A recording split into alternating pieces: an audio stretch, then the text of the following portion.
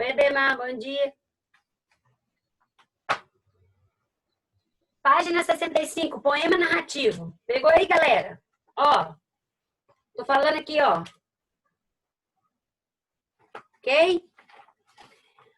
O poema a seguir foi escrito por Gonçalves Dias e narra a história do último descendente da tribo Tupi. Para ter seu valor reconhecido diante do pai, mostra sua coragem entregando seus timbiras para ser morto em um ritual antropofágico. Gente, primeiro, nós vamos aqui, ó, fazer um reconhecimento de terreno. Vamos falar um pouquinho desse autor. Esse autor, Gonçalves Dias, ele é autor do romantismo brasileiro, tá certo? Romantismo. Ó, o romantismo tem 3 fases na poesia. Romantismo.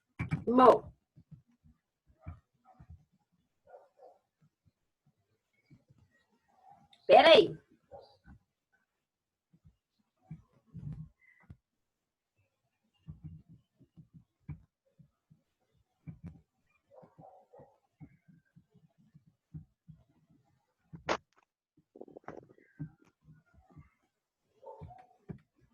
Nós estamos falando aqui de poesia. Então, ó, eu tenho aqui primeira geração, segunda geração, terceira geração.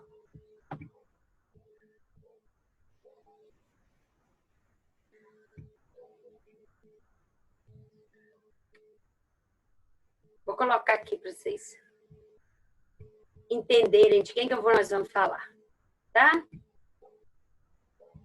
O romantismo foi uma escola literária tipicamente brasileira porque falava de coisas brasileiras, como o índio brasileiro, e sobre o solo brasileiro, e somente escritores brasileiros que figuraram nessa corrente literária, tá certo? Peraí, gente, que esse negócio aqui não tá ficando bom, não. Peraí.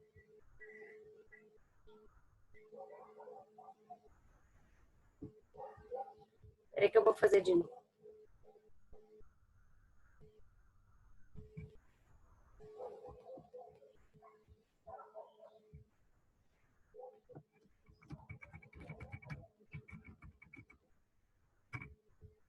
Romantismo, poesia. Por que eu tô falando de poesia? Porque depois nós vamos ver prosa, né? Isso aqui é só poesia. O Gonçalves Dias é um escritor que figurou na primeira geração do romantismo. Essas gerações do romantismo, cada uma tinha assim, sua característica. Por exemplo, a primeira geração do romantismo falava sobre o índio, falava sobre a pátria. Por isso que o Gonçalves Dias escreve assim: minha terra tem palmeiras onde canta o sabiá, as aves que aqui gorjeiam não gorjeiam como lá. Nosso céu tem mais estrelas, nossas várzeas têm mais flores, nossos bosques têm mais vida, nossa vida mais amor. Essa fala do Gonçalves Dias, ó, Gonçalves Dias, fala do indianismo,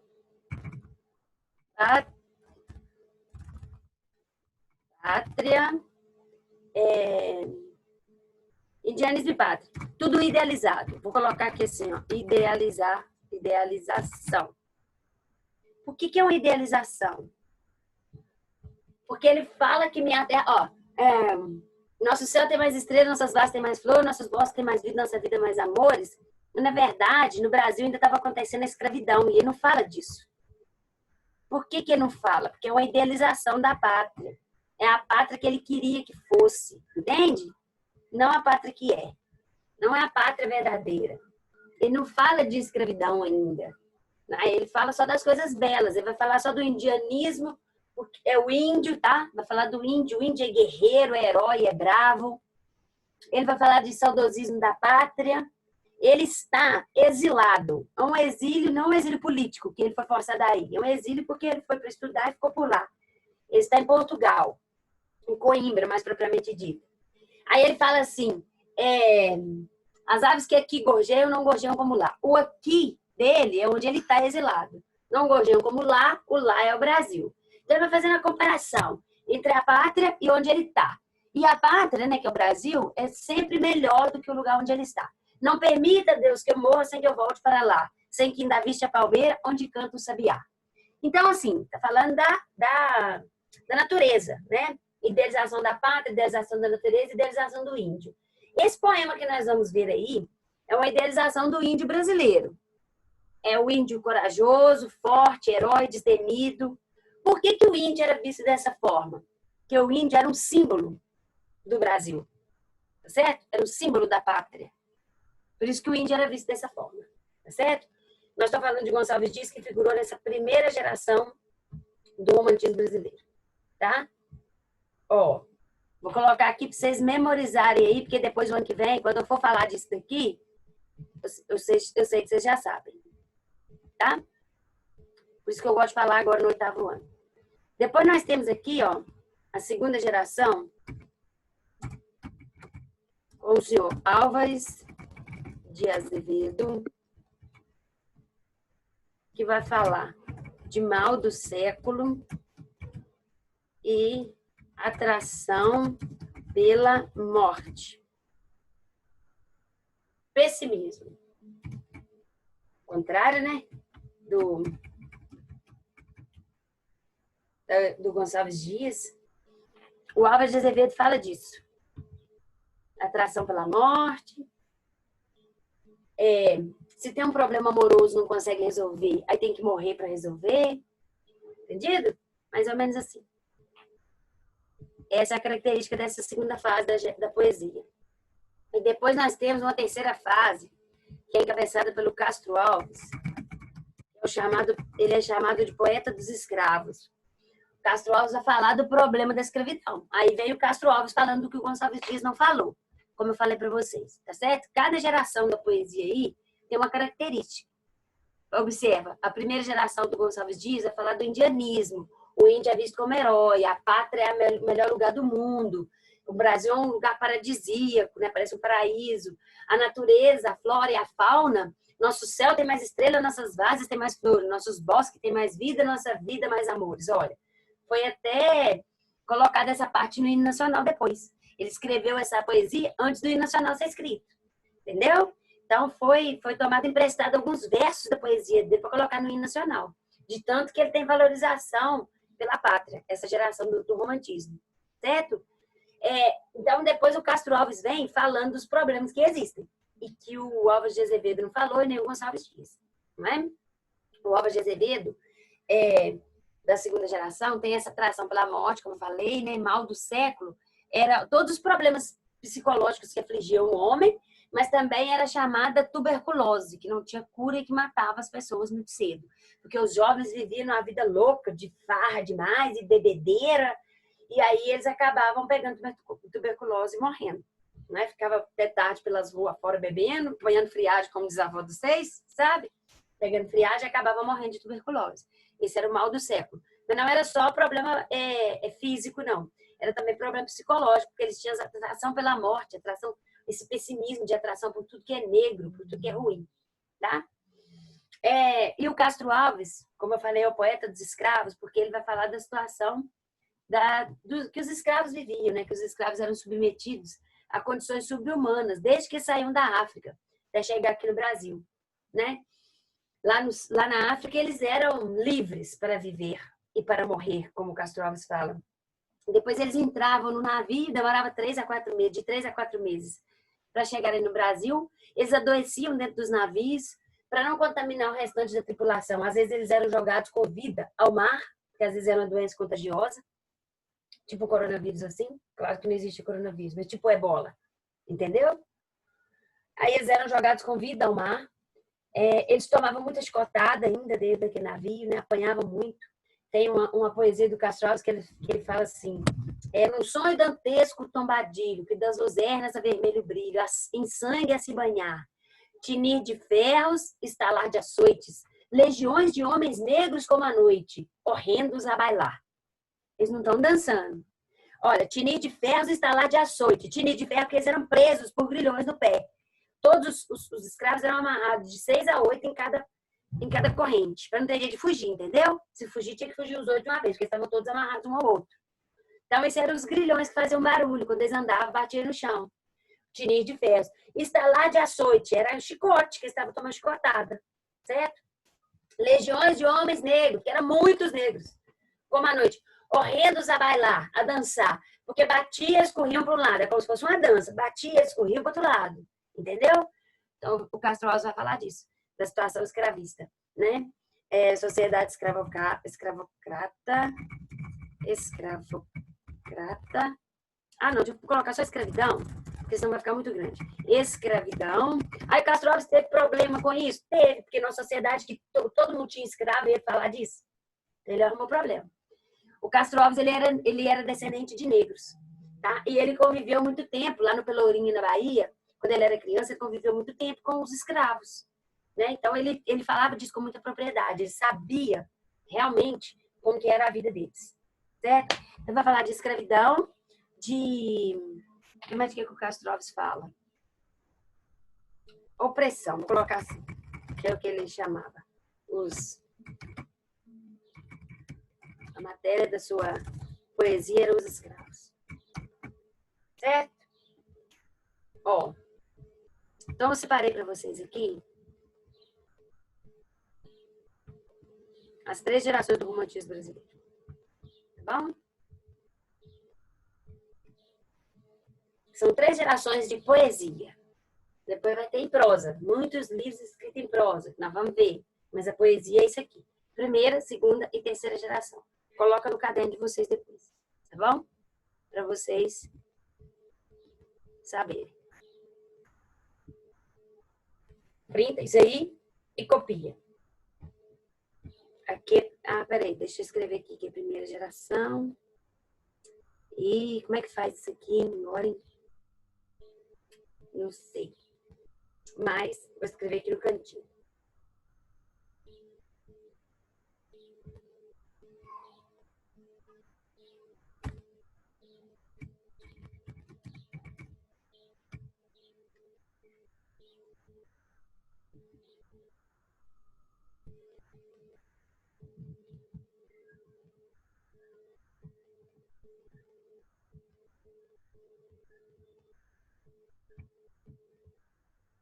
Primeira geração, segunda geração. A gente vai aprendendo a fazer isso aqui, né? A gente não sabe, não.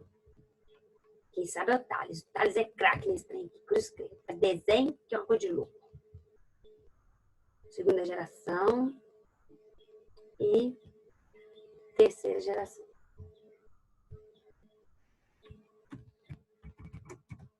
O que é importante vocês saberem isso daqui? Porque tudo que a gente for ver que vai falar o nome de um escritor, a gente já tem que saber onde é que ele figura, em qual escola literária que ele figura, para depois a gente não ficar perdido demais na hora de estudar literatura no ensino médio. Tá bom? Por isso que eu quero que vocês copiem isso aí. E agora vocês vão ver como que esse poema aí, do Gonçalves Dias, mostra o índio como bravo, como guerreiro, como herói. Ele não aceita se desfazer da sua cultura. Tipo assim, ele não aceita passar por cima dos seus valores culturais. Tá certo? Vocês vão ver que o pai desse menino aí ficou bravo demais com ele.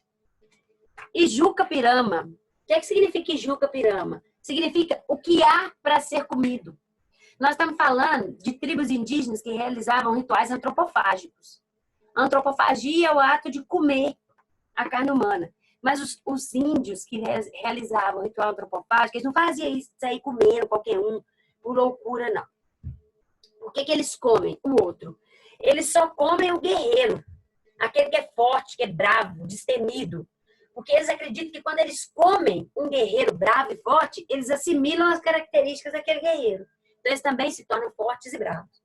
Tanto que quando um índio é fraco, fracote, não luta, não guerria, eles não comem ele.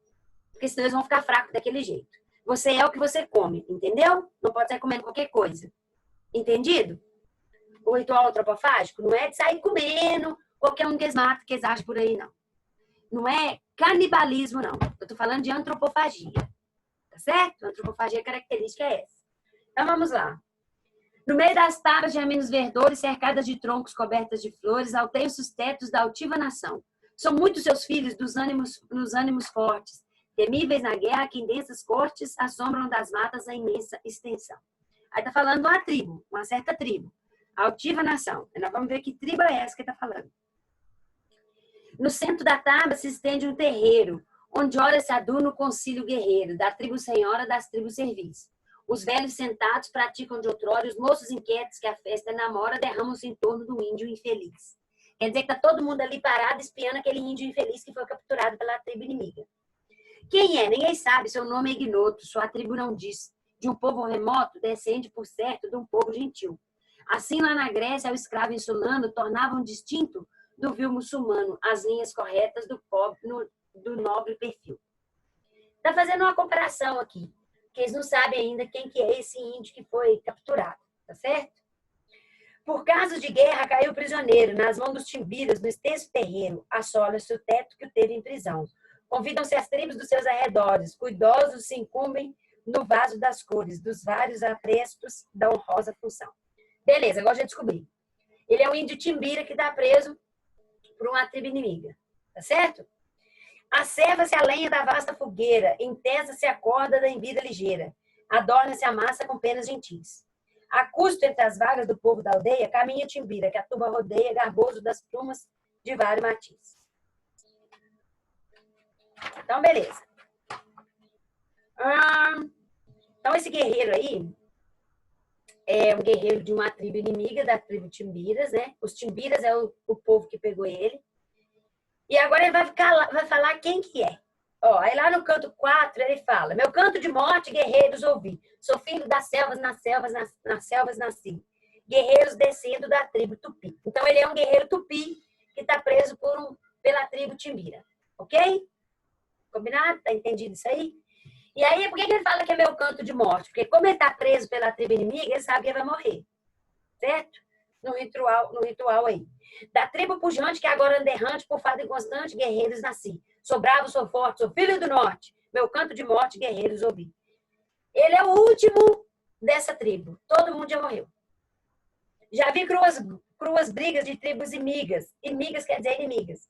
E as duras fadigas da guerra provei. Nas ondas mendaças senti pelas faces os silvos fugaces dos ventos que amei. Andei longe de terras, lidei cruas guerras, vaguei pelas terras dos vis amorés. Vi lutas de bravos e fortes escravos, de estranhos e guinavos calcados aos pés. Aí ele fala que já viu até as lutas dos aimorés, que é outra tribo, né? Nós estamos falando aqui de um guerreiro tupi preso por uma tribo timbira, e ele está falando dos outros aimorés, que para eles é gente muito má. Os vis aimorés, né? Que é vil, é mentiroso, é enganador, é pessoa do mal. Meu pai a meu lado já segue quebrado, de penas ralado, firmava-se em mim. Nós ambos mesquinhos, por índios caminhos, cobertos de espinhos, chegamos aqui. Então quer dizer que é só ele e o pai dele que se restaram. E o pai dele, ó, cego e com a perna quebrada. Pronto. Danou-se tudo, né? Então tá contando a história dele. Ele tem um pai cego e quebrado que depende dele.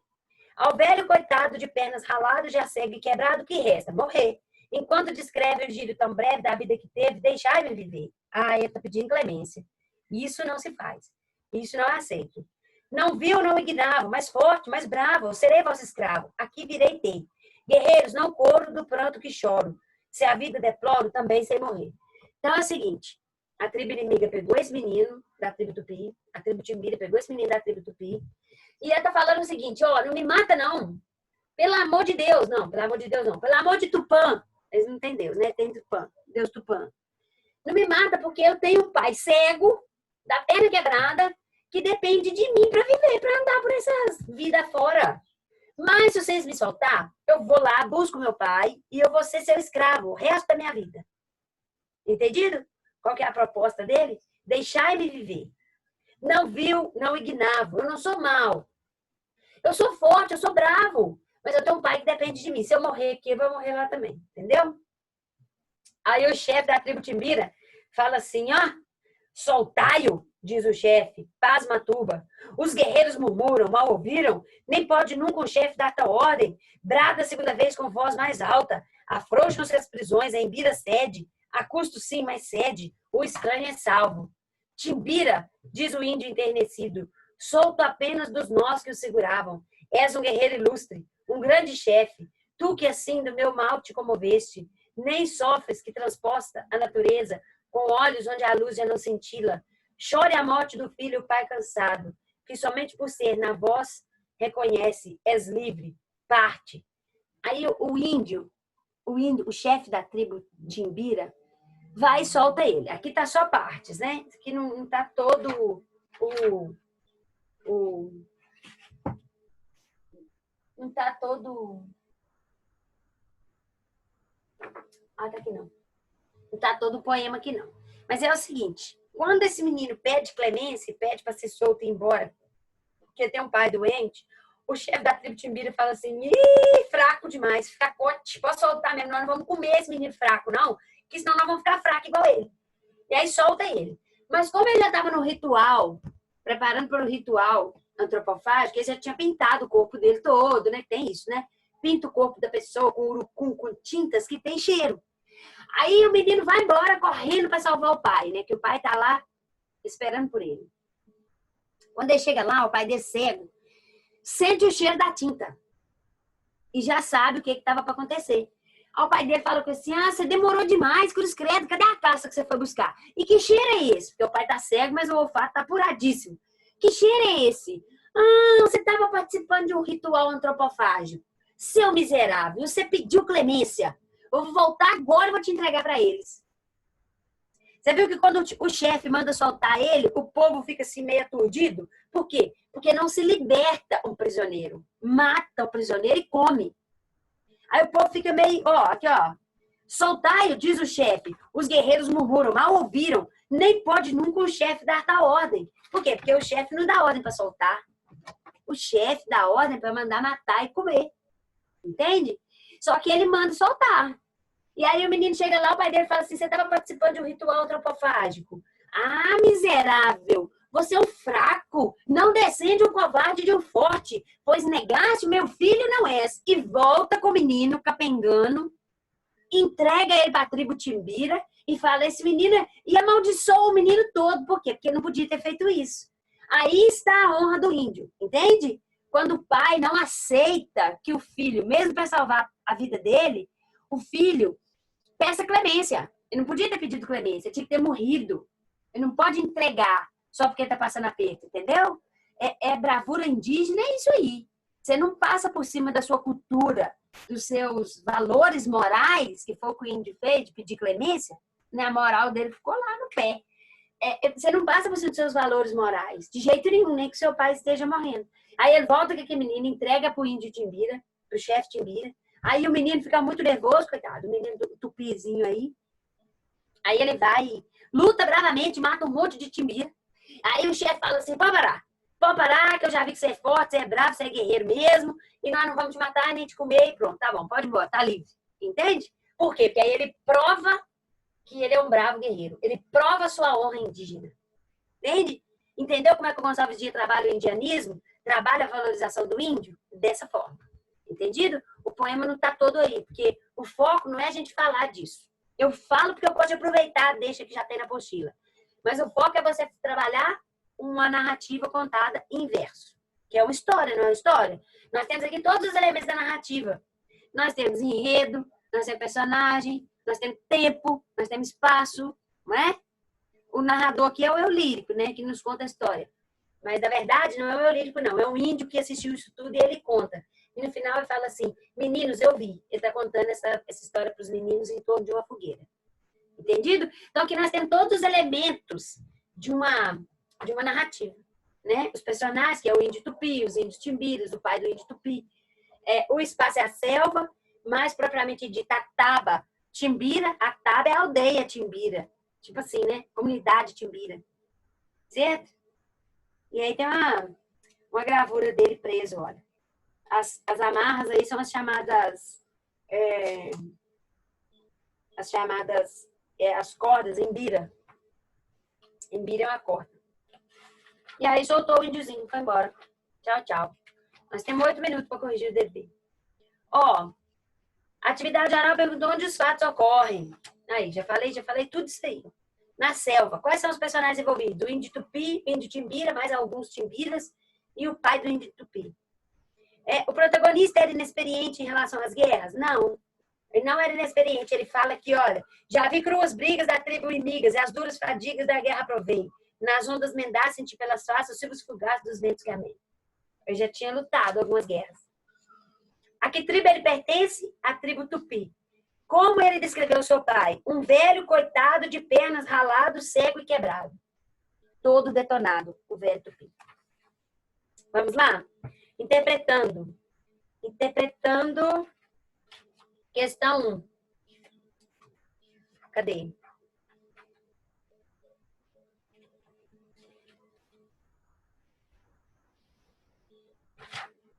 Pediu para a gente grifar. Pediu para nós grifarmos aqui, ó. Sublinhar no poema as palavras das quais você desconhece o significado e elaborar um vocabulário para o texto. Isso aí vocês devem ter feito já, né? Alguém fez? Quer falar? Alguém fez? Quer escrever no quadro branco? Alguma coisa? Quer falar, gente? Quais são as palavras que vocês grifaram? Tem muitas palavras aqui que a gente não conhece. Tabas, verdores, alteiam,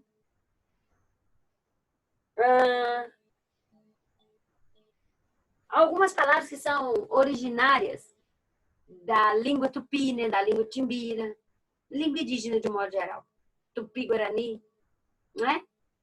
São essas palavras aí. Vou pedir para você elaborar um vocabulário para o texto. Ao ser feito prisioneiro pelos timbiras, guerreiros ferozes e canibais, o índio, antes de ser morto, entoa seu canto de morte, contando seus feitos, suas aventuras e bravuras. É quase uma epopeia, né? Numere as estrofes do fragmento do poema e cite aquelas em que o índio entoa seu canto. Ó, numerar as estrofes. 1, 2, 3, 4, 5, 6, 7. Na estrofe 8ª, 9ª, 10ª, 11ª, 12ª, 13ª, 14ª e 15ª. São todas essas que são os versos menores. São 5 sílabas poéticas. Meu canto de mó, guerreiros ouvi. Sou filho da selva, nas selvas cresci. Guerreiros descem da tribo Tupi. Todos os versos são redondilhas menor. Então, aqui, ó, começa aqui no canto 4, que é a estrofe 8ª. É desde a estrofe 8ª, da página 66, estrofe 8, 9, 10, 11, 12, 13 e 14. Da estrofe 8ª até a estrofe 14. A estrofe 14ª, então, né? Certo? Numerar as estrofes e citar aquelas em que o índio entoa seu canto. Das estrofes 8ª à 14ª.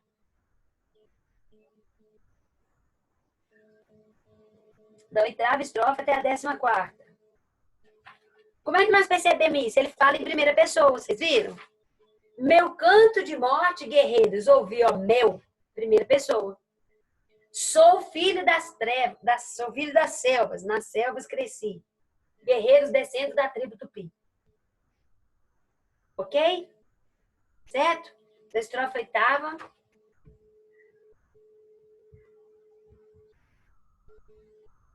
Peraí, galerinha. Vou colocar a respostinha aqui. Coloca a respostinha aqui, vou melhor para nós saber. Que aí vocês copiam esse trem direito, faz esse trem direito.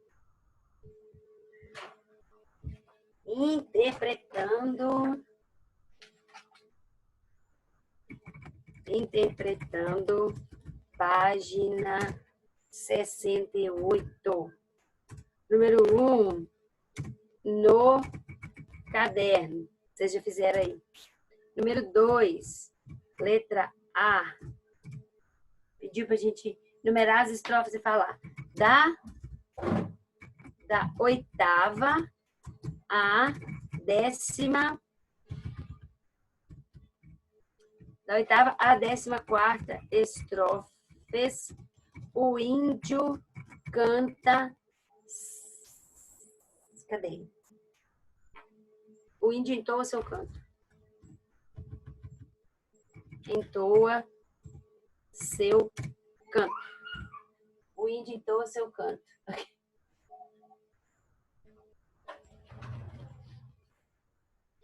Da oitava à 14ª estrofes, o editor ao seu canto. Oi, meu amor. O editor ao seu canto. Agora. Oi, gatinho da mamãe. Fala, oi, gente, todas. Fala, tudo bem com vocês? A mamãe. Neném. Vai, titia. Ó, até a 14ª. Nós sabemos disso, ó, provado pelo uso de primeira pessoa, ok? Não pediu para provar não, mas a gente gosta de matar a cobra e mostrar a cobra morta. B. A letra B perguntou o seguinte, ó. Ih, cadê? Perdi o dever. Oh, meu Deus. B. Descreva como o índio se apresenta nessas estrofes. Ô, gente, se apresenta bravo, forte.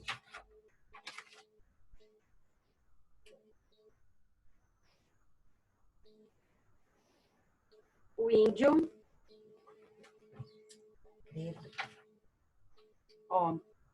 O índio se apresenta como um descendente da tribo Tupi. O índio, em seu canto de morte, se apresenta.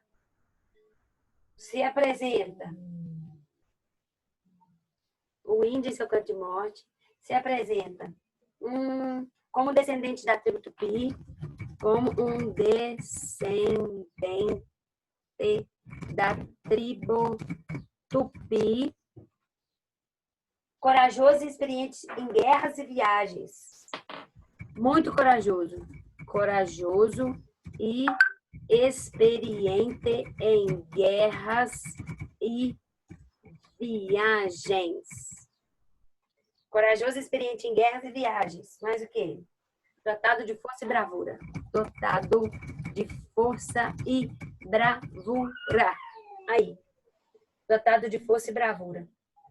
Positivo e operante, galerinha do meu coração?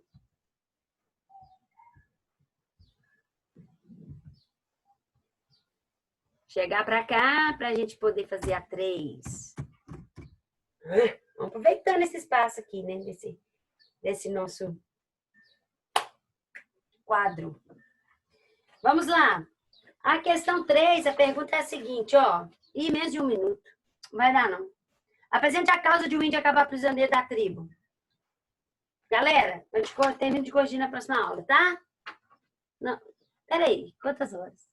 Não, dá tempo de eu abrir. Vamos voltar no mesmo link quando acabar aqui.